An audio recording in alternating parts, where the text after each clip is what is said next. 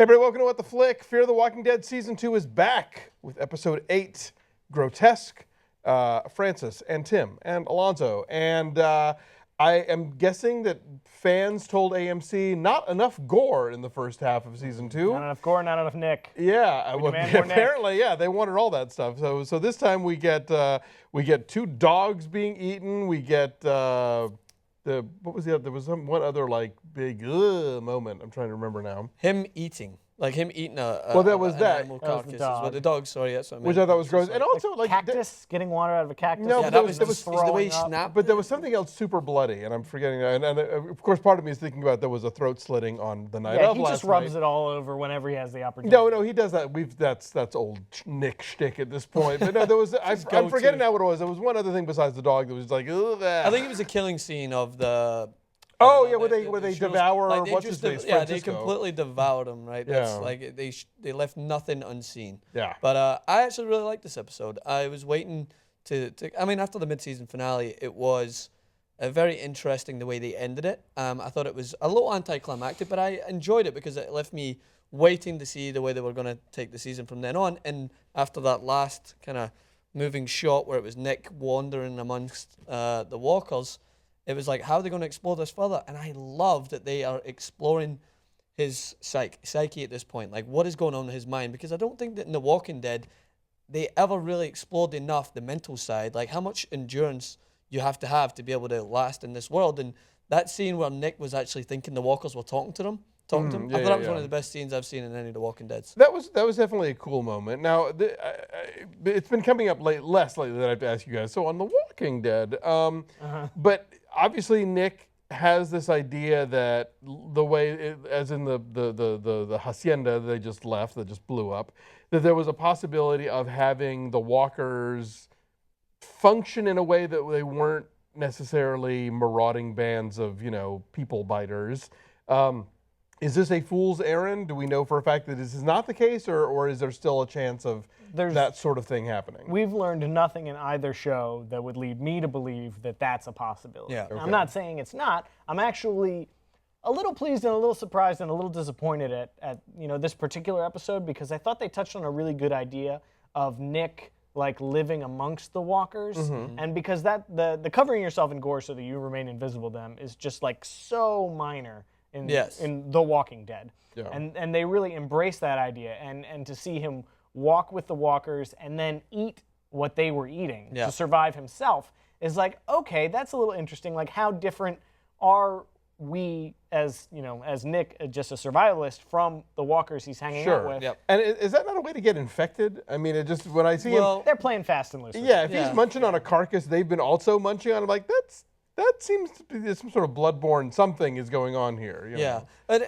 it's carrying on the idea that was going through Nick's head from Cecilia in the last episode, is like, who's the real monsters here? These are people that have now changed. We know, because we're we're veterans in this industry, that we know that, they're monsters. You're not saving them. But a naive mind that's just introduced to this world won't buy into that as quickly. Whereas, so Nick, I agree with Tim. I like the idea that he's not just using this as a protection mechanism. He actually feels safer with them than he does with humans. That's what he said. Like, when the scene when we have the gunman just walking through and killing an innocent man who I guess was, I wouldn't say he was going to survive with them, but the fact that they all just... He clearly hadn't turned. Yeah, he clearly hadn't turned, so they killed him so easy. That was what took Nick back. It wasn't the fact that he was now feared for his life. He's kind of feeling that they're not going to take any prisoners whatsoever, and he feels safer amongst the group. But I don't buy that makes him bulletproof, because it just so happened that he just didn't take any shots when they were walking through and everyone else was. I think it was just lucky. Ridiculous scene altogether. The fact that they would get out of the car and approach them with like only a revolver, and then, like, he doesn't immediately run back to the car and drive off. Yeah, that was contrived. I did like the whole notion of,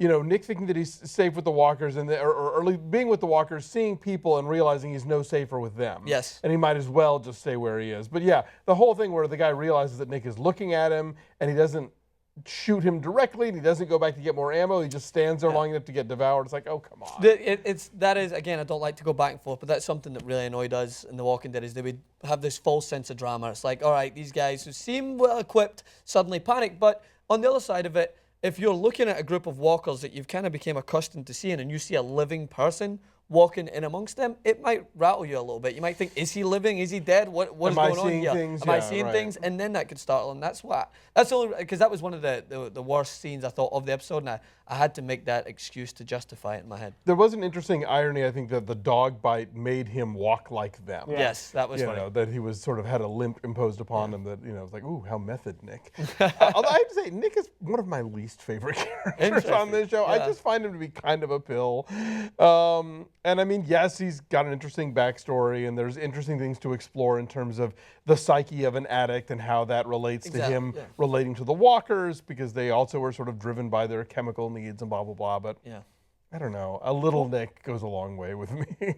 I think I guess the general consensus is that he's the most interesting character in this world. That it's a very common Walking Dead franchise idea that you explore the characters who have had some hardships in life before, because it's not as interesting to see a goody two-shoes suddenly have to go and kill. I mean, it's fun to see them turn into badasses. And you're like, all right, they've explored this world. But it's interesting to explore a mind that has dealt with things in another way. Daryl in The Walking Dead, not the most likable character to start with, how he actually thrived and became a better person. In this scenario, it's Nick. He is a former drug addict. The only way he dealt with his hardships in his life was through drugs. So how does this affect his psyche going in? And that's why I really was intrigued by the scene where he might actually start thinking that he's one of these walkers. He might start living with them rather than living with human beings. That's a general probability that might actually happen. I also will say, to the character's credit, that there's no analogous character on The Walking Dead. The way Nick handles this world is different than any of the other 100 characters we've seen of this franchise. So that says something. Okay, That's well, sure, interesting. yeah, absolutely. I think the most interesting thing about him is the whole undercover aspect. Yeah. But just when he leaves at the beginning and he's still got the bloody shirt, I'm like, could you make it a different bloody shirt? Like, how stiff is that thing by now? I think that his aesthetic is definitely not his strongest point at this in this episode. But the one thing that I did want to again touch on is they did a good job of emphasizing the struggles. Like, a lot of the time they would bypass the everyday struggles that goes on with living in this world. Water, he's like the chap. Like, look, he looks like he's on the verge of dying. And then we get introduced to this new world as we are trained as veteran Walking Dead fans that there's going to be something that's unexpected. The world that he's introduced to now seems to be a safe environment. They've got kids playing soccer, football. Right. That can't last, right? There's no way that can. Do they ever? I mean, either the environment doesn't last or the people don't get to stay for some reason, right? But will it be Nick that fucks it up? Because our group has fucked up several settlements. That's true, yeah. They've come buffaloing in. And If I'm going to make accurate assumption, I feel it will come to fruition that I don't think it'll be Nick. I think it will be his mother's quest to save him, and they'll come in and dismantle that whole. They'll try to save Nick, or but they'll will cause this some town problems. have a dark secret like the other one? So we're introduced to a couple of new characters. They're rather smolderingly sexy. Is it Luciana? Lucy, Lucy, yep. Who I'm intrigued. says Francisco in a very Castilian way as opposed to the Mexican pronunciation, and that could just be Spanish from Alonso. exactly. So I don't know if that's just a goof or a nicety of the accent that I don't know, but it caught my attention very quickly because you don't hear it often on American TV, especially in characters that are supposed to be Mexican. I didn't catch it, but a lot of people were complaining that a lot of the Mexican accents are anything but. So, interesting. Okay. So then maybe I have to. Yeah, the doctor seems interesting. Like, the doctor rather, because when he asks him, "Are you a doctor?" It's never quite an answer. So Well, who knows? it's a red flag usually when they help him so willingly that there's something that's gonna. They're obviously wanting something back. They don't just introduce. And Nick just seems. I loved his reaction when the soccer ball came to him, and he just passed it back. He was almost overjoyed that civilization seemed a little bit normal in this world, in this area. So similar to the way he wanted to stay put in the previous environment, he felt that it was a minor thing that they just didn't want to kill the walkers. We knew it would probably end up escalating into a big thing where the walkers would escape and kill everyone or whatever else. But from what we've seen throughout the Walking Dead franchise, is that really is a minor issue compared to some of the really problematic groups that we've came across. I think with few exceptions, anybody in this world craves stability more than anything else. Yeah. I think there are some people who, like the woman said at the beginning about those Las Manas or whatever, that how they, this is the sort of lawless world they've dreamed of. Yeah. But I think mostly if you're in that situation, if you can if you can achieve something like civilization, that's the goal. I mean, that's the voice that he keeps hearing from the walkers is, we're going to take you home. Yeah. And I thought, what the fuck is home at this point? But really, anything that can be home would be home. Exactly. And what do we make of the scenes, the kind of flashbacks with rehabbing and what his dad and his mother as well? Like what? I kind of stuck around for the Talking Dead a little bit at the end because your friend, I can't remember her name, sorry. Oh, Kim Dickens. Kim Dickens. So and she kind of alluded to the fact that we're going to explore a lot more to her character. Like she seems well. She obviously killed Cecilia in cold blood by locking her into the Walker's cage. So is there something to her character that's of a different level, very similar to what we expected with Daniel in the previous episodes? I was still mad that he was killed off, but either way, there's another layer that we're going to see to her character. I have Time Warner, so unfortunately about 5 minutes of the middle of the show became a bright blue screen with a yellow stripe. Thing. Yeah, so I may have missed some key scenes here that I have no idea what the hell they were. I actually went back and found again the advantages of piracy. I guess. That's what I was I'm going to say. doing it all wrong. But I went back and found my usual reliable Coke and popcorn source to find it. I mean, the flashbacks were fine. They didn't reveal a whole lot, just that his dad died in a car accident. Right. And his relationship with Gloria, who we see as the very first Walker at the beginning of the series premiere. Yes, exactly. The one that chases him out of the... Yeah, in the church, the heroin den church. But there was an interesting scene where he's reading a book from his father. Yeah. And she asks him, what is it about? And he says, grotesques. I'm guessing it was geek love, but I don't know. I don't know either. But his definition of grotesque, when you hold on to something for too long or too hard, and then you corrupt it. Oh, which this show's a fan of heavy-handed symbolism.